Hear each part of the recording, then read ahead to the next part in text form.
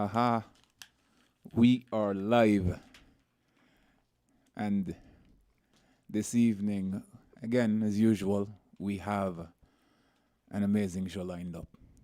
So, in honor of our guest, somebody that we've been reasoning with and has agreed to come on to the show, we have with us Sankofa Lion.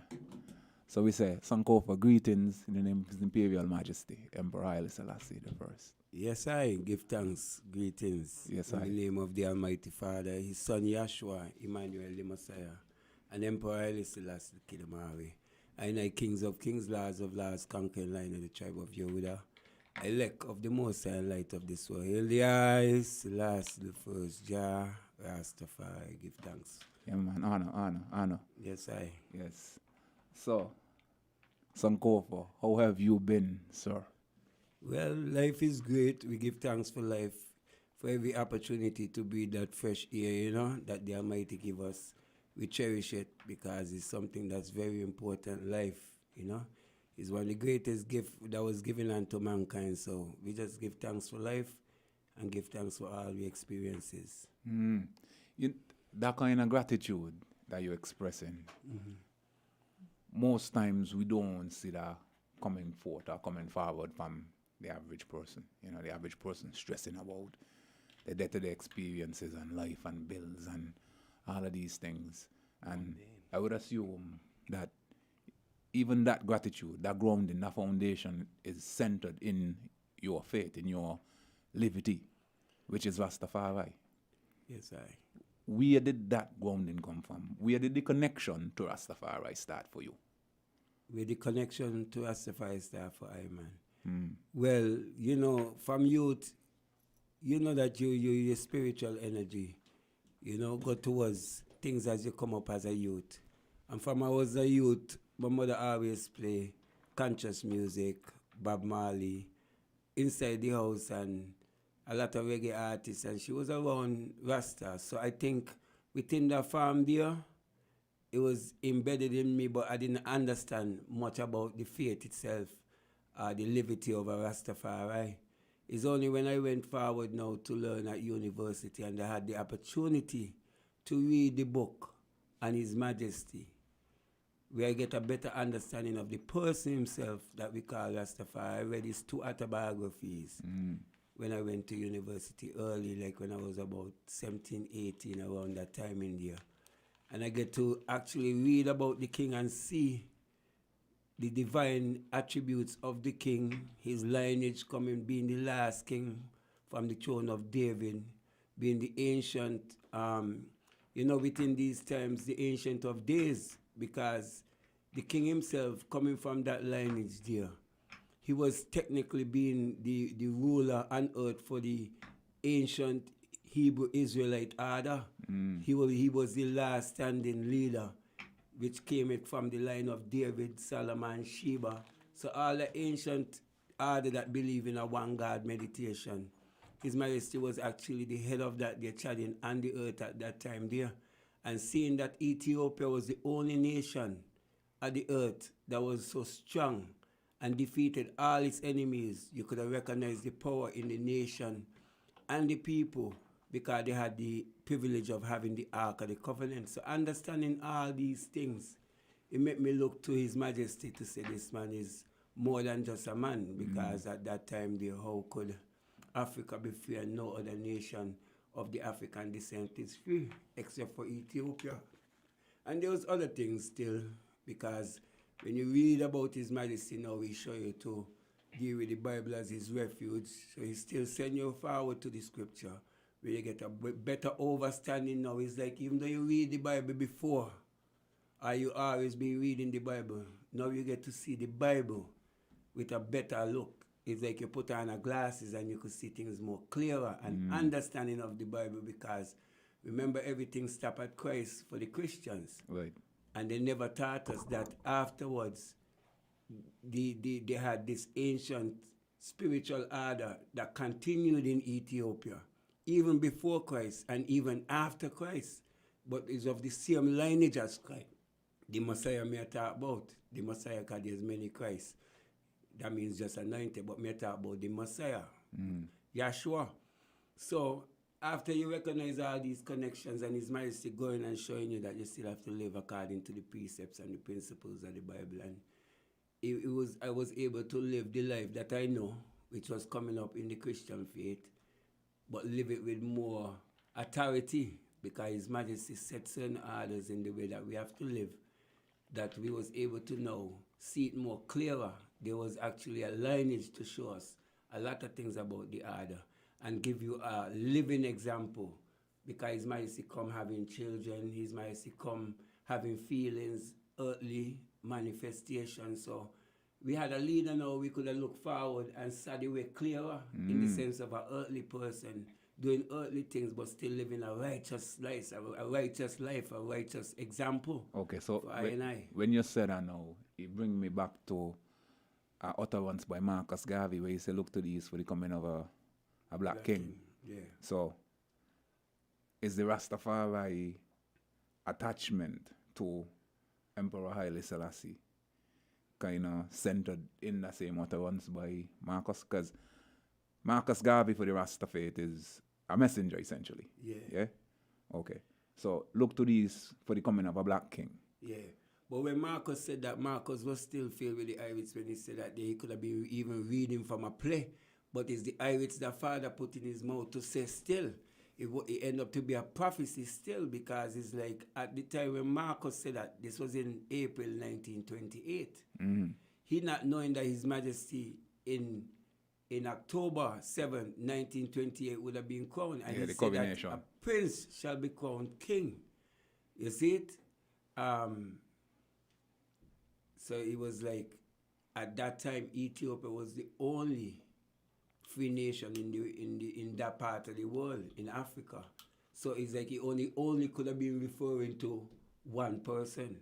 They didn't have no other option. Anywhere you look on the earth, there was no other black king being crowned in 1928 except for Crown Prince Tafari. At that time, he was just Prince Ras Tafari. Tafari is his real name. Yeah, And Makonnen, and Ras carrying from the title of being a prince, being the head of the order in the sense of a prince, you know. So that's he only could have been referring to His Majesty. Some people saying it wasn't prophetic in the sense that he didn't know it was His Majesty was talking, but regardless, a prophecy is a prophecy. Yeah, the sound is the sound. You see, the song went out and he received, and a lot of people start to follow the king based on that word sound as well. So it worked out to be a prophecy. Straight. Marcus did say it. He uttered it, and that's the only king.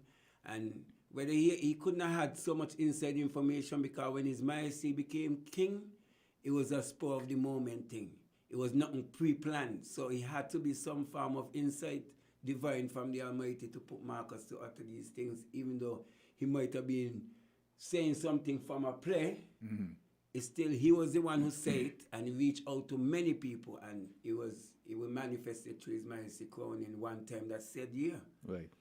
Yeah, that It wasn't when Marcus said that, people thought it was in 1930. No, that was in 1928 he uttered it, and it was about him becoming a king, not emperor. His Majesty became emperor 2 more years after that. Straight. In 1930 on the 2nd of November. So the prophecy wasn't about his emperorship. Prophecy was about his kingship, and it was rightfully said. Straight. Okay. So, that grounding into Rastafari now, how do you feel that affects your outlook on masculinity or your responsibility as a man? How has living in the Rasta liberty shaped your approach to manhood and masculinity? Because why I ask that, as a youth coming up, we always see Rasta as the shining star, when a Rasta really holding order. You know, right now in these times, we have ones would grow locks, but they ain't really Rasta. When you see a Rasta man, a man who holding order and dealing with things based on principle, you always look to the man with a reverence, right? So I ask, how does embracing Rastafari, the liberty of Rastafari, shape your perspectives?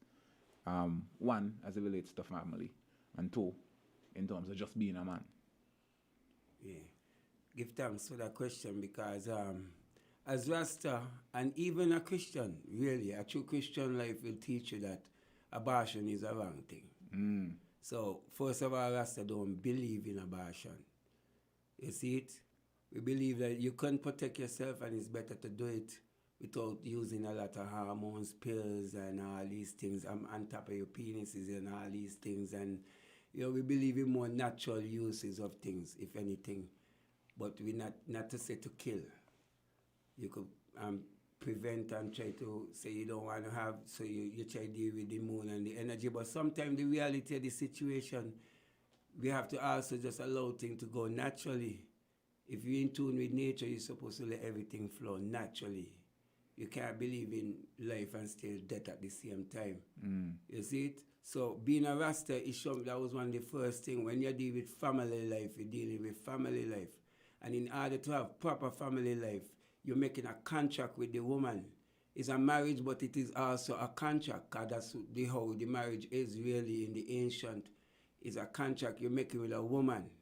Some of them had limitations in time, and some of it is timeless. Like when it's towards the father, you're making that contract, being that it's a vow unto father, and you're doing it churchical, it's like supposed to be forever.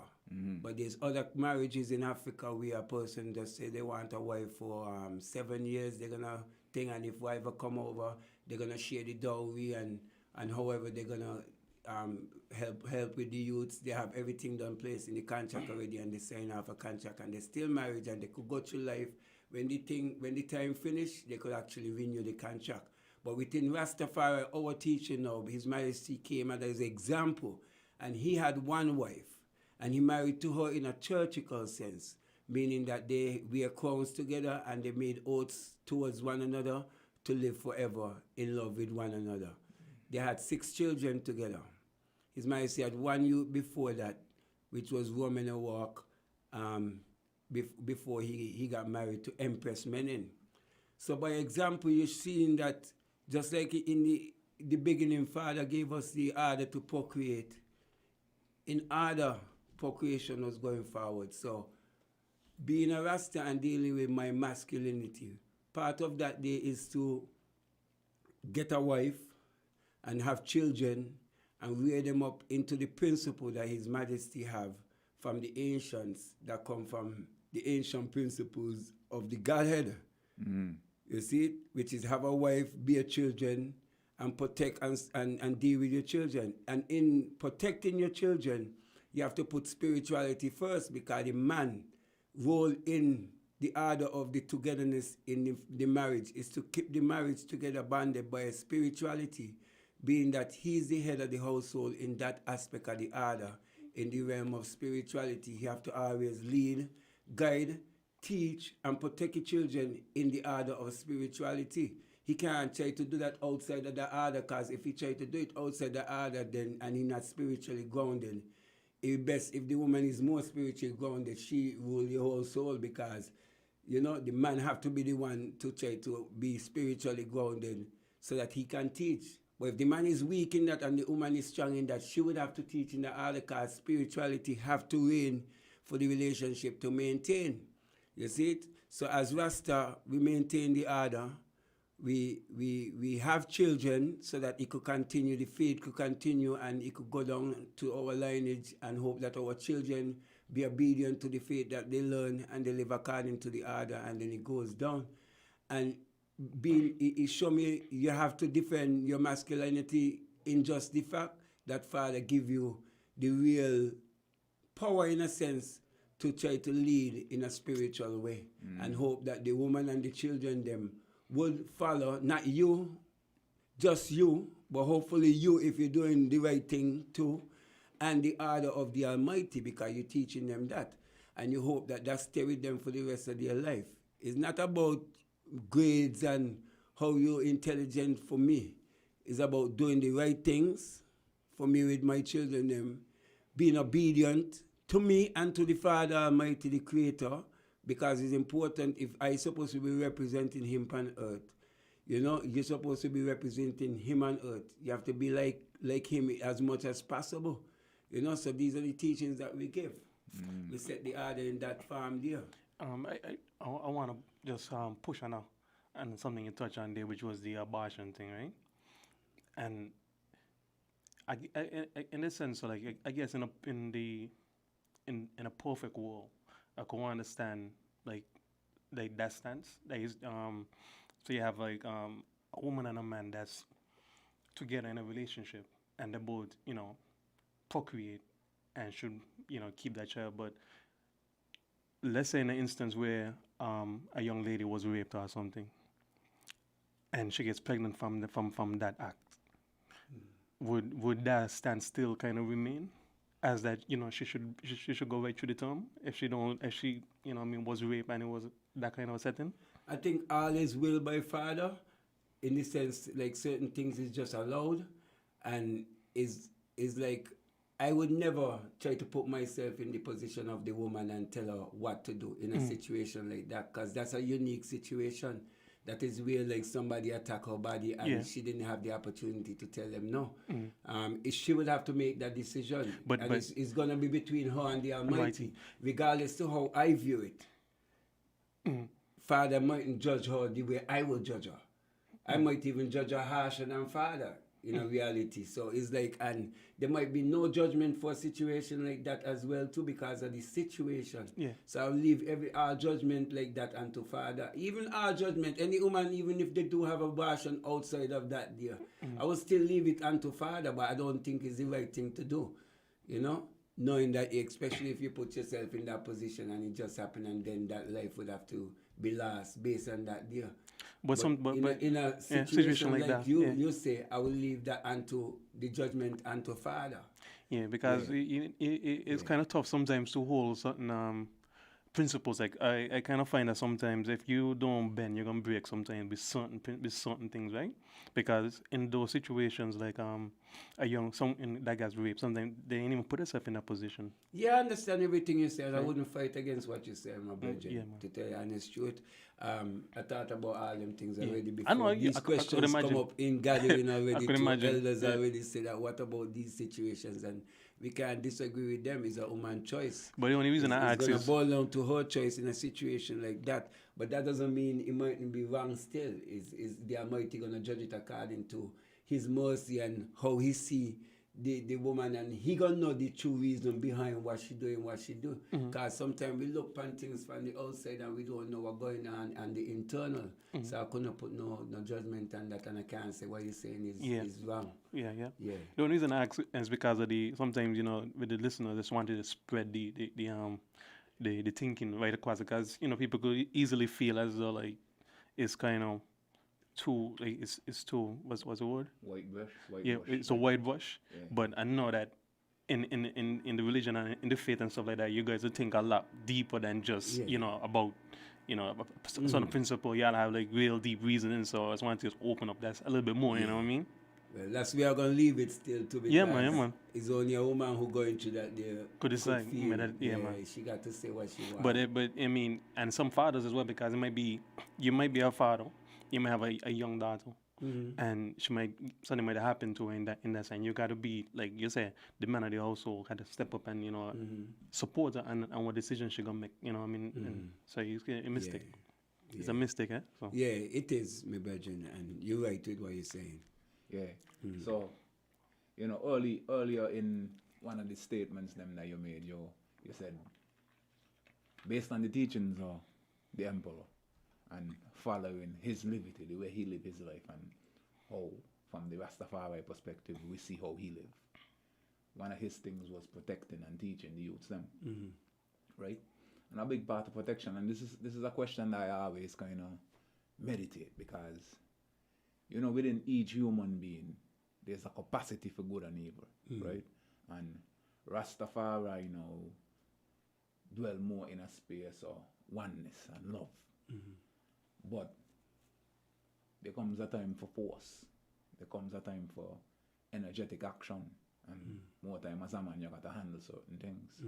And what I find is society trying to dampen that. Just society try to make us feel like, in terms of the protection part of things, you could outsource that to whoever might be. was your perspective on a violation? So, as a man married, you know, you have your family or you have a daughter, and somebody necessarily violate in a way that you can't tolerate. From a Rastafari perspective, how are those issues dealt with? You got to see the violation, because it depends on the violation, because for some violation, it depends on the level of the Maybe violation. like a physical force thing, like a, you know, you handle a kind of use physical force to strike. Like strike towards your family or yeah, towards... yeah. Yeah. You see, the thing about life, right, is how you deal with it when it happens. That's the key element. Because it's like, if you have chance to think about an event and react differently, you will react differently. But when something is actually happening, so like if I come home, somebody in my house trying to hurt my family and my youth, I'm going to use as much physical force that I have in my body and whatever else I have around that I could deal with to get rid of that person in whatever form. It's either death for him or death for me, because that's the reality, that's the level of protection you have to protect your household with. Because even if it's just you and living there, let's be realistic. Your space is your space. If a man come and violate your space in your space, automatically you're going to pray hoping that it could go away, but sometimes you don't even have time to pray. You have to react. So that's why I say you'll have to react one time. It's not something you could really meditate on, because after that situation don't happen is when it becomes meditation, Right. premeditation. You can't, you know, you have chance to think about it, so you should calm down or whatever. But when you're in the actual event itself now, you have to act to protect your family. Right. If it's a violation in your home, you have to act to protect your family. If somebody did something to my child now and I had a chance to sit down and think about it, to go back to try to deal with evil towards the person, I'm going to end up making myself in the wrong. It don't happen. Nothing you could change from that part. So all you could do now is to try to solve the problem as amicably as possible, as peaceful as possible, because it's like that's the way you have to go towards every situation. Because even if it's the worst don't happen, you can't go make it worse. And even if it was death, you can't go just go kill back, because they're going to make it worse too. It don't happen. But if you could stop something from happening, then you stop a bad thing from happening. And not just for my children. I'm the type of person, if I walk in on the street and I see a man handling a woman too rough in front of me, I get involved. I don't have them problem already in a foreign. Yeah. And it's just the way of my energy. It's just everybody have their energy. You know, whether it's going to be a mouth talk or a physical talk, then he going to have to show that he better than me. You see what I say? Because me not like when my rough up woman is regardless whether it's my daughter or not. Me not like it. Because I been through personal things with them situation there. Me not like it, like to say, you know, man deal with my family a certain way and man get very, very bad in man thoughts towards the other person and want to hurt them real bad. So me know how that they feel. So me know how that could happen, like, and that's why it's so hard when you have girl children, because you always worry about them things. They become all male, regardless to the children. Even if they come, you're 50 and they're 30, you still worry about your children, because it's your life, it's your creation. So they yours until they die. Yeah, you always until got a you connection. Die. You It no always got matter. a connection with them. It no matter. Even when they're 60 and you're 80, you still love them like, oh, that's my little girl. Even though she done getting a humpback or whatever, sister, that's my little cutie or whatever, you know. So that's the level of protection me believe in for me use them still. Okay. So You got to be mindful, because sometimes people do wrong too and get you in another problem. So you still, if it's a story and there's a situation, it's better for you to understand the fullness of the situation. But if you just walk into something, you ain't gonna got the time to understand the situation. Right. So you're just gonna go into a defensive mode automatically. Okay, yeah. So what I hear in there is the perspective or the stance is more of a defense in the moment, but we don't really deal with the violence or we not go back, go try to revenge and persecute nobody afterwards and try to keep up you might feel a bad energy because it's natural emotions for a while. Because even if you try to ask for forgiveness, sometimes you think you forgive, but the reality is that your heart ain't really seal it yet. Even though your mind might want it to happen. So you even when you see the person, you might get grievance and certain thoughts come to your mind still. It's because you really ain't fully forgive. Yeah, man. You know, because you can't forget. Is it? So you have to just try to find that forgiveness. Yeah, another murder. Another murder. You know, and a lot of things that you said here come now from you individually, just from the teachings and just from the groundings and the community that you are around. I think everything comes from everything, meaning that we environment, we grow up in a Caribbean environment, we generally good people. Because I come up in the days when to have one person die was a big thing in the village. Everybody a cry. One person die in the village, everybody, the whole village a ball. A man get knocked down, simple accident, however, a man get knocked, not simple, but accident causing death. You go up there, everybody a ball in pretty much. That's sadness. But now sometimes a man get more than the next one dead again. Oh, somebody gonna retaliate and they gonna kill back. So it's like we not respect life like how the ancients them used to. I mean, I say ancients, I just talking in the 70s. Yeah. That's sad. So imagine before that there was hardly man dead once, maybe every 4, 5, 6 years. Like to say being murdered. So now we're in a time where you'll find 20, 30, 40 murders in Jamaica right now, all are 1,600 people.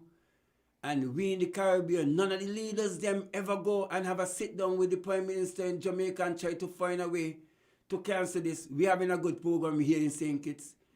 Is our boss going down there to help? I see that's a crisis happening in Jamaica and nobody touching it. So you're almost watching it like it's a demon rising, and these people seeing the demon rise and it's in their backyard and none of them willing to go out there to have a sit down with the Prime Minister in Jamaica or with the local security organizations them and solve the problem, because they're allowing some of these crime, they're allowing it to happen. To me, because there's techniques. You see, Barbados don't have that much crime. Right. St. Kitts don't have that much crime. Antigua don't have that much crime. But none of these could have a sit down at a CARICOM meeting specifically to deal with crime in Jamaica and to deal with it, because they try to say that each nation is a sovereign state. But in a collectivity like a CARICOM, they should have things set where you have people going to make peace. Yeah. Because when they had the Organization of African Unity set up, His Majesty was the first head of the Reconciliation Committee, you know. His Majesty went in the middle of a war between Tunisia and Morocco, you know, and made the two leaders them shake hands, you know, flying in a helicopter, come down, went on the camel them and went through a chance there. And then he was able to get them to meet in a tent somewhere. And then they end up come together and the people them was rejoicing. Yeah. During the time they had Nigeria too. There was a conflict between Nigeria and one of the other nations that was close to Nigeria. His Majesty is the one who came and made peace there too as well. And there was another situation with Egypt and another country, and His Majesty, Egypt and Sudan. And His Majesty went there and with Nasser and the head of state of Egypt, and he made peace. So now we're forgetting that part of us, like going there, seeing another Caribbean nation in need. Go over there with a peace talk. How come everybody want to go Israel with peace talk when we got in these crises happening in Jamaica where the girls them dying like almost every day, every week, and it's a crisis. But because it's not happening to us, we ain't feeling the energy. Yeah. But back in the days, we used to feel the energy. When somebody died, it was very important. It was like a sad thing. Well, you see, the way I see it is more of a oneness, them time, you know? And if you really think about it, from a leadership principle standpoint, the emperor had an intrinsic motivation. That was something that he genuinely feel for. He see it and he want to make a change, you know, because he understood the collectivity, nationhood, and everybody got to come together as one to to push the energy forward. What we're seeing now though, and where I feel like that failure that you're kind of reference coming from, is that the leaders them ain't really concerned unless it's close to home. And not even from a regional perspective, but let's think about something as simple as the police, right? And not knocking the police, but you would have a situation and you report it to the police. The police supposed to do an investigation because that's their responsibility. And all 6 weeks would pass and you ain't getting the feedback from the police because they ain't pursuing it in the way that they should. Yeah. You know? So, and I feel like that now come from that last community. We don't feel connected to an issue unless it's us personally. But sometimes I personally feel as well that we, as the populace, you know, we are the government, the people, and sometimes we could steer the direction of, you know, the policymakers towards what things that we want to see, the changes that we want to see, but sometimes we kind of look for somebody else to do it. Like we are always looking for the leader versus stepping up to the plate and taking the fight. Like all like, you know, sometimes even like going on communities and stuff like that. You might see a community dirty and things like that. And they will complain and say the government ain't doing the job or whatever, but you live in the community. That's we could pull it together. That's and true. afterwards they would come and possibly say, you know what, we could probably help you guys, you know what I mean? Because, you know, and I think in the Bible talk about God will help those who kind of the prudent man. So when you make the first step, then you get the blessing and you get pushed a little bit further. But you gotta make the step first. But sometimes I feel like we really in a place where we look for the government before we look for ourselves and try to do it ourselves. And then let that be the campaign, you know what I mean, to get something moving because they can just talk about it, right? But when you see a mass of people now, then they got to respond. They call them self-help projects. In Ethiopia, that's how His Majesty set his government because Ethiopia is such a vast place that in order for the government to get to certain regions that was so far, he had to send out orders for at least help yourself. He gave them the ideas of how to start cooperatives and community projects together, where to clean a river and make the water run more pure and clean up campaigns and setting up their own schools and so because Ethiopia had hardly any school when His Majesty became emperor. And a lot of them did that there by having self-help projects set up to make their own local bridges to cross over certain waterways. So I agree with what you're saying still too. And we do see that in our community, like down by me, have a big stinking garbage heap in the area there in by the schoolyard, right? I complain it about 20 times. Yeah. I complain it to everybody. Some of it even written a letter. Health department, I bring them and from the fire truck. I bring water works, the public works. I send letter to public works. I still bring them down by the drain and shut them over by in the yard. They say that ain't theirs, that's health. Health say ain't their responsibility. Health send me to the place, the people that want to drive the garbage. They say you got to go there to get a sign and up to now. And it's almost 15 years I complaining this year. Wow. And up to now, not even a sign could go up to say no dumping here. And it's in the church property. Yeah. You see it? It's in the church property. And if you go around St. Kitts, one of the most nastiest thing happening right now is just a reality. Is people dumping garbage anyway. And they get these nice things to put in the garbage. And they, you know, if you're going to dump certain type of trashes and you put it in a proper heap where you could burn it from time to time, to me, I don't see that there as garbage because it could be a compost, you can break down its natural stuff. But when you put it in plastic, when you come and you bring your mattress and then you throw in your basin and all kind of different things on top of the heap, it become a garbage. Yeah. You see it? And that's why me no rate that. And we having that problem too. And certain self-help could help it for a while. But if the government don't come in and put signs and talk to the people, them have community action where they call the people them to a meeting, tell them these things are illegal, these are wrong, don't do it, you're still going to have it continue if the people them are not doing it from their heart. So the people, we have in a community group is to try to get to the people them so that their heart can change and their mind can change. The only help the government really to do is to enforce the law. Yeah. If we reach to that point, because from it doesn't reach to that point, the government really in, but they really should come in to stop some of these things from happening, because, and that's what happening with the crime too. You see, we don't have much things to set up to prevent crime. We wait until the crime happens and then the police just react to the crime and hardly could collect the evidence properly.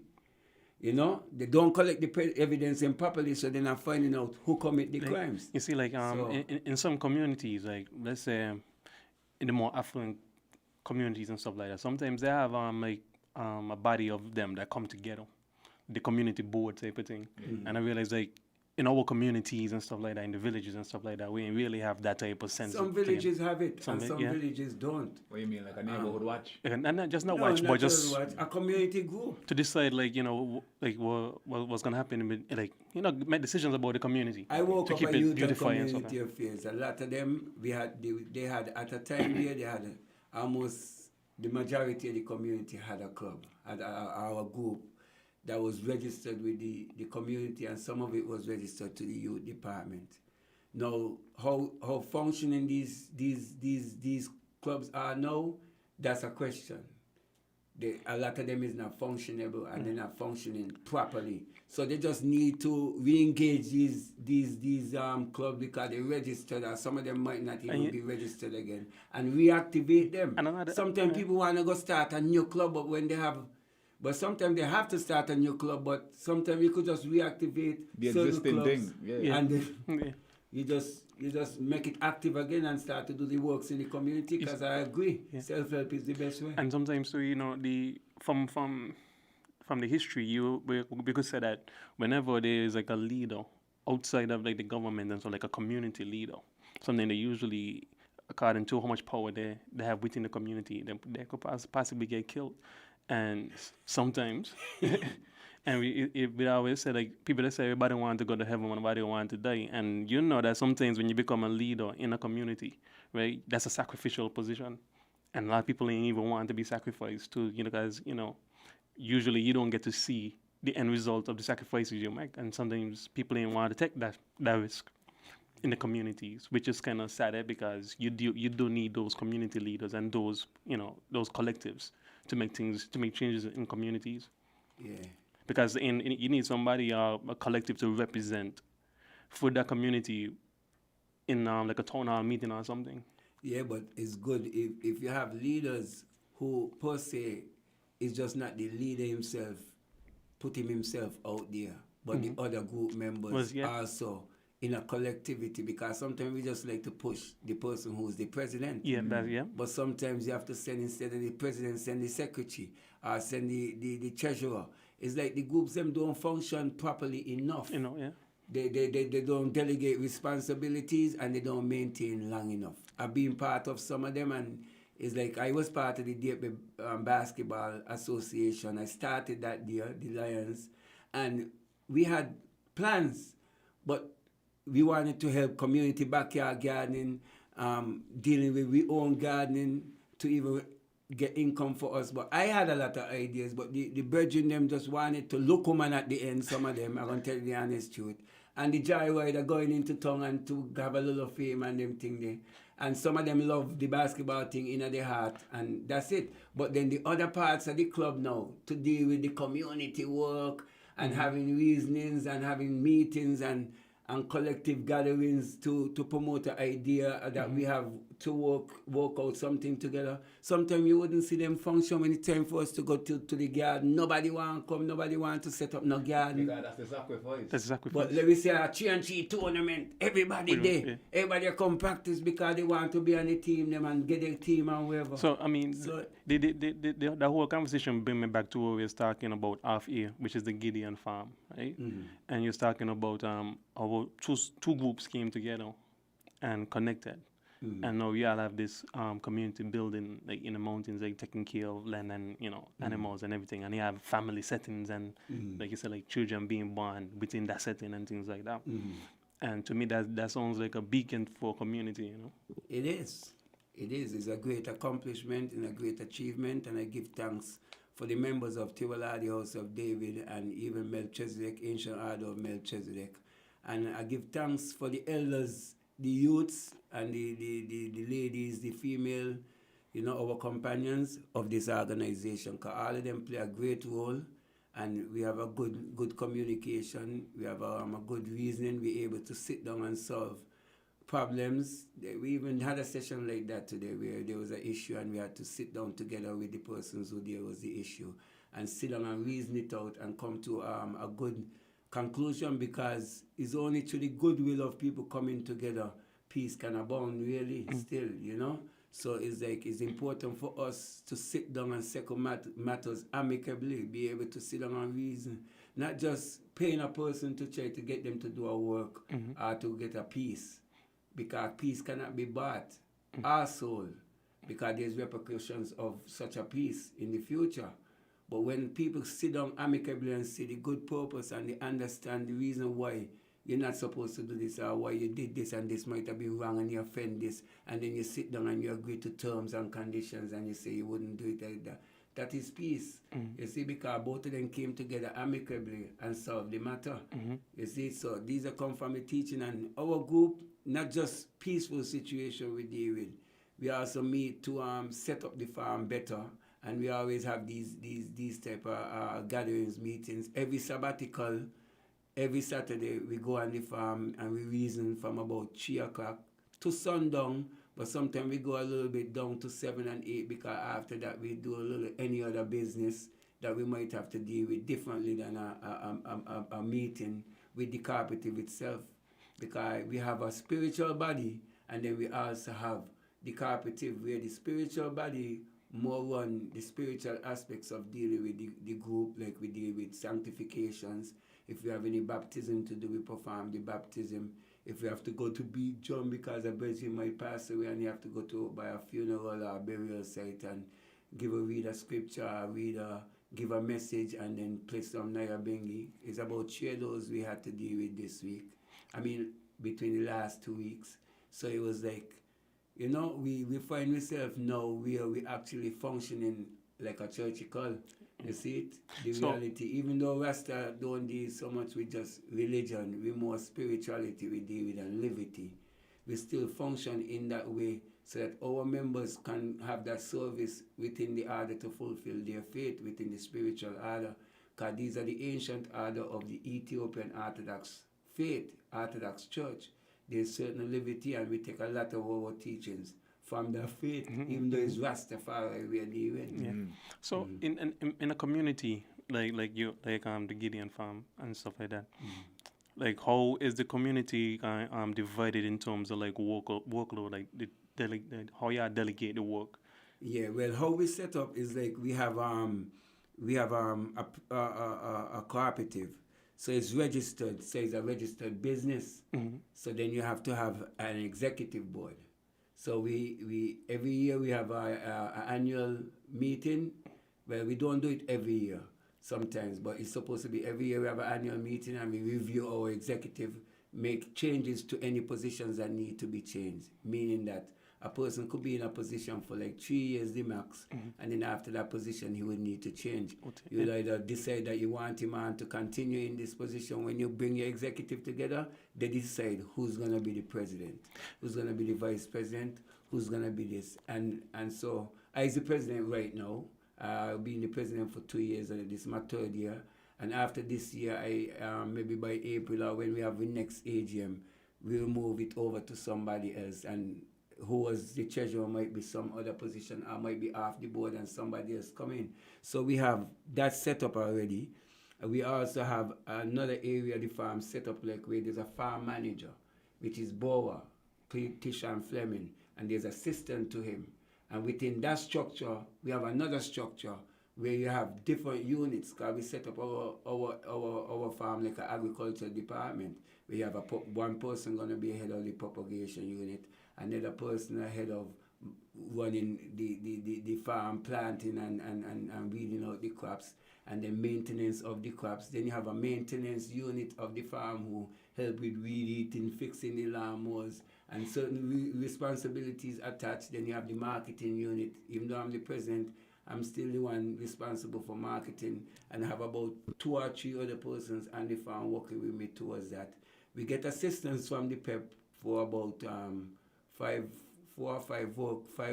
workers right now. We have, I think, and it's like we had there's times we had 1 or 2 persons employed, but I think right now it's just the PEP workers we have on our employment. I think stipend will be given to certain little ones who might come in and do our work, who might be part of the CAP as well too, but they mightn't be registered because of the age. So, and then we have like once, it used to be every week we used to rotate, but sometimes that's getting a little slack, the reality. But we have rotation where all the members come on the farm like we did today, and put in some work on a Sunday. Okay, and let me ask another same question in a different way. That's how we function. Yeah, in terms of the sexes, like masculine and the feminine. Yeah. Do y'all have specific like work dedicated for sexes, or is like everybody do? No, we're not sexist like that at all in any farm. So basically, a woman can do any work she desire on the farm. Once you're just not gonna strain her, and even if it's a man gonna do a work and you're gonna strain him, it wouldn't be good either. So it's just the straining is the problem, not the sex. Yeah. You know. So it's like the woman them they do work that they can do. You see it? Yeah. So if something too heavy and they're not into molding, they're not gonna mold. If they wanna do cooking, or they have areas like with the boxes, some neat hand working, and so they do a lot of them works there too. The woman them practically in charge of organizing the events them now, because we have a section where we put assistant in charge, which is my empress at this time, in charge of an area there where is a fundraising committee. So they will do that work there as well to organize the events them for the group. Whatever events we have in now, we just started to do that there like last year, and it's been good because since they started to work in that area, things in a sense more better, you know. So we're happy to have the women them on board, and they also they come gathering on a regular basis to the woman that is part of our gathering. Yeah, I remember you mentioned like balance. Our gathering mystic, Yeah. There's a reality, and I don't mind to say publicly because it's part of the church called the Ethiopian. When a woman menstruating and so, she don't really come to gathering. And not all people hold this because it's an ancient Hebrew order, but we do hold it. We also hold that when she having a youth, like for now my wife just get her next youth, she gonna have to hold her from the congregation for a while. Being it's a female child, it's 80 days. With the male child is 40 days. You know? And people ask the question why there's a difference between the male child and the female child. Now, biblically, according to the information I get from reading the book of Jubilees now, right, which is our Apocryphal book, it's basically that Adam went in the garden before Eve, and Eve came in the garden like a week after. So it's like he had to, everything for her end up became like a double, you know?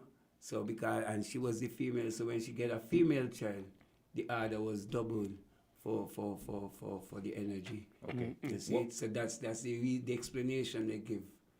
I just humble and accept it because it's like I didn't know really where it came from. Why the feminine fall back now when they're going through the menstruation, the cycle? I guess because it's a principle back then, it's like a cleansing and it's a purification of your body. So it's like that during that time in there now, they will hold off from the congregation, but that don't mean they can't get teaching at home with the kingman or whatever, or different reasoning, differently. Just that congregating now, going before the other elders and the brethren them. In that situation, you know, sometimes they call it in the Bible, they would say unclean, but we don't see it having your menstruation is unclean in the sense of you yourself is you're unclean in your life or wherever, in your living or wherever. But as far as in your body, internally, it's like you're having a discharge. Right. You so the purification. So you give them that purification time to be private in the discharge. Back in the time now, they couldn't work for nobody during them time there, but you know you're going to can't hold these when you have women have to go to work and live in the system and got to go in a Babylon job and them thing there. That's why I was happy that my empress had to go through that day, so she could have hold all she purification times. She did this for all she youths them, and we present the youth to the public at a particular time when we put forward the youth a sanctification. If I want, I could come to the next one. 80 days, so I could witness these things. Yeah, man, I want to It's see like they sanctify the youth now. When you sanctify the youth, that's when the priest will give the youth a name.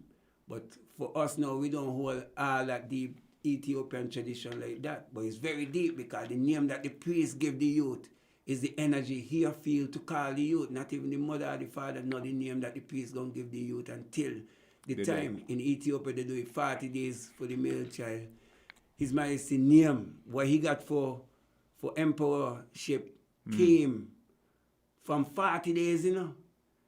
So he, the priest, and his mother, and one or two members in the circle knew the power of the name Kalamari Haile Selassie, Yeah. which means might and power of the Holy Trinity. Right. His Majesty carried that from 40 days, but it's only on the coronation when he chose to take it on publicly and use his baptismal name, so that the revelation of him only come after the Triple Crown Company head. Yeah, man, get So him it out, was get him just out. like Kalamari Haile Selassie.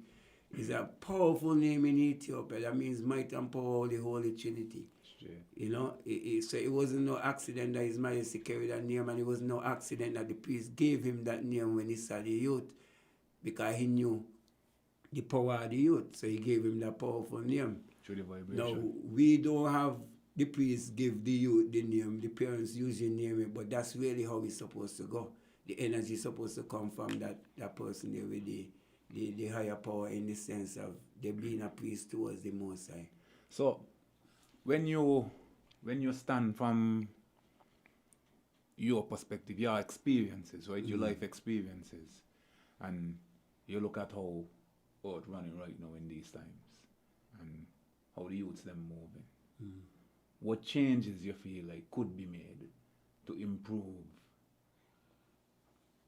just the liberty, just how we deal with one another? I think that we have to have more reasoning like this, but not on the radio. We are brethren, Come together. come together in communities with the youth them, because sometimes the youth them they want to talk about certain topic, even certain topic that might be taboo, certain topic like that might have certain energy around it, and they might want just edification, and sometimes they don't get the opportunity to do this here.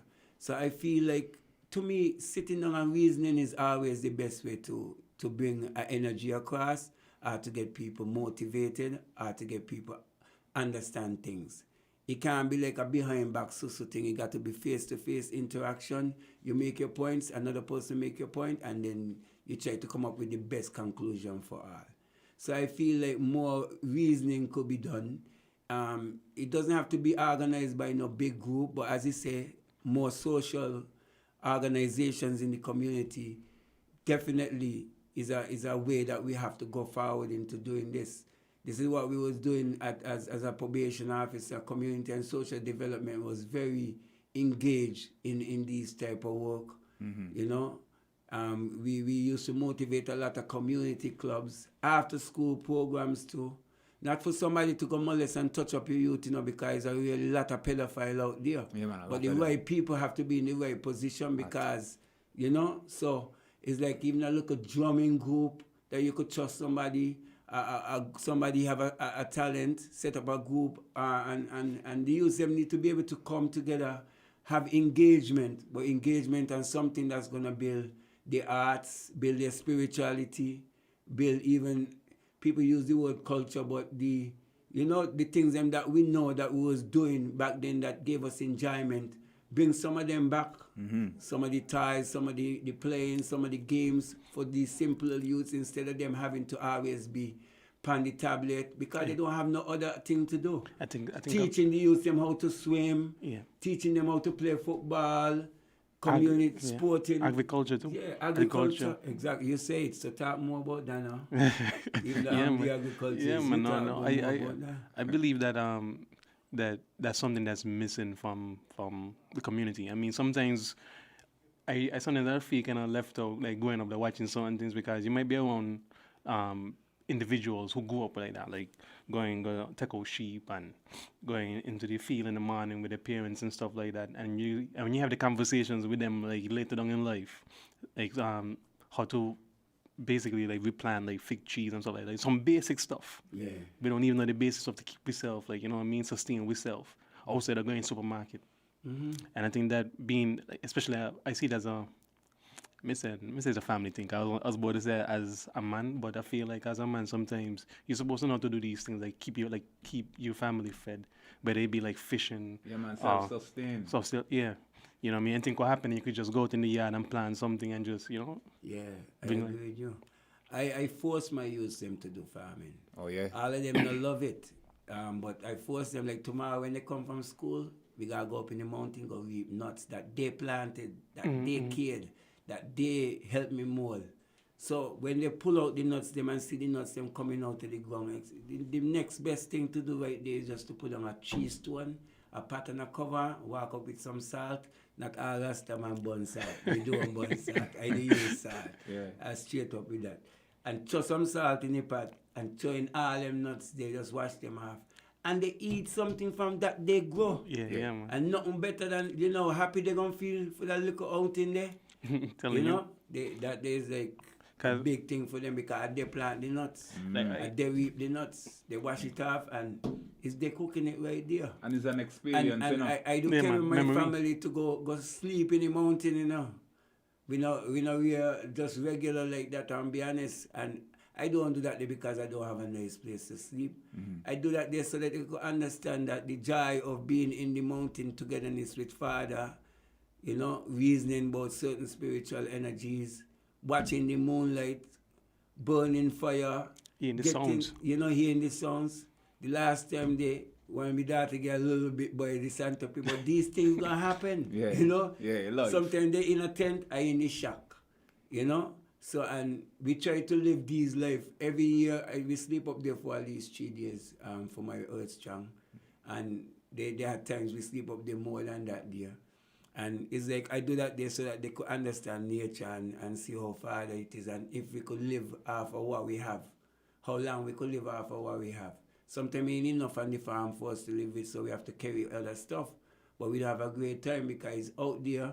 You got to set up your shit, spot them, and make sure everything. What we did, we dig a hole, use a bucket, and put on the bucket in the hole, and then cover it back up and set it yourself. So it make you have to be creative in the way you're gonna function out there. And we have to catch water, and we always have water from half the shack. We use that there to bathe, but we use good water to drink what we bring up from and the lower land. So it's important. Nature, agriculture, the more the use them could get, like the brethren was saying, is very important because once you're in tune with nature, you're going to be in tune with the creator of nature. So it's like, and then you become in tune with yourself. You see it? Yeah. Yeah, because I believe in that thing with the elements there, like, wind, water, fire, and earth. And I feel like all those is part of, humanity in essence. And if you don't connect to them, no time, you're going to be scared of everything that's going on around you. Yeah, that's some people don't like to hear the word Trinity, but Trinity is not just a word that just come out just so, because in everything Father created was like a Trinity.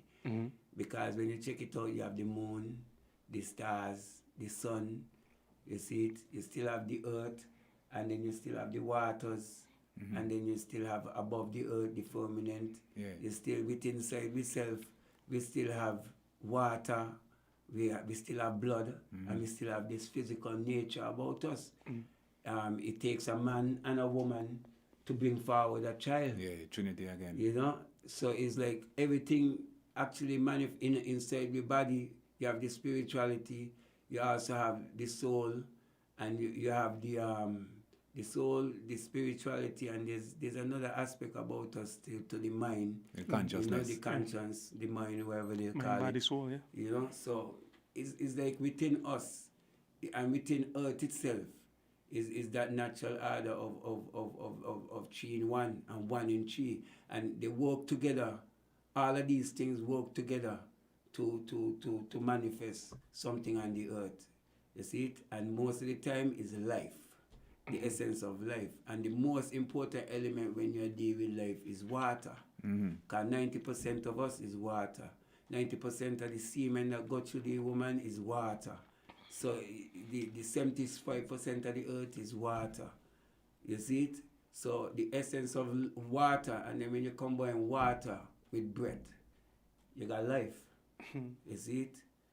Hydrogen and oxygen. You take 2 hydrogen, 1 oxygen, and you got, air. You see, water. Air and air and gas make water. Yeah, you need that. So you still got enough to be a third thing. Yeah. Yeah. So, I think we had the end of the show, and it get interesting here. But I thought it would be a different type of reasoning, but I love this one here. It was very comfortable, and I give thanks for the bridging them to bring it to this level still. Yeah. Because I thought we were gonna deal with masculinity on another level, but maybe we'll come back and deal with the other level I was thinking. Yeah, Obviously, I didn't tell I what I was thinking, but I still would have liked to have an opportunity. And they have other brethren who part of the congregation who I sure can reason even on a higher level. We're going to line it up. So we just line up the next one and we could deal with masculinity in a different form. And we'll half year we'll reason about it. Yeah, Yeah, for sure. Yeah, give thanks. yeah, We give sure. thanks for the listeners, and we give thanks for the opportunity to be here still. And we give thanks for the engineer too. Engineer give thanks especially, because if it's one man up play me music, everybody always just say, however you got it set, just keep it set, and I'm going to bring some more music, so could set it even better. I give thanks for the opportunity, let me boy, trust me. I don't get to tell you that often. I call you the other day and tell you, but I'm going to tell you and here now. Man, I appreciate the love that you give to have my music they play. Even though some of them is 2 o'clock in the morning, I still give thanks, Set some more for prime time still, Yes, yes. To everybody listening on WINNMedia, tapped in on the social media, and the He Nuh Instagram page, this has been the show with Ras Sanko for Lion. Yeah, best of my empress and my new brother and my family. I know sometimes I'm not there enough for you to help out, but I'm going to work on it. yeah, I ain't going to keep it a secret. I'm going to just work on it. Yes. Greetings, everybody. Good evening. bless up. Yeah. You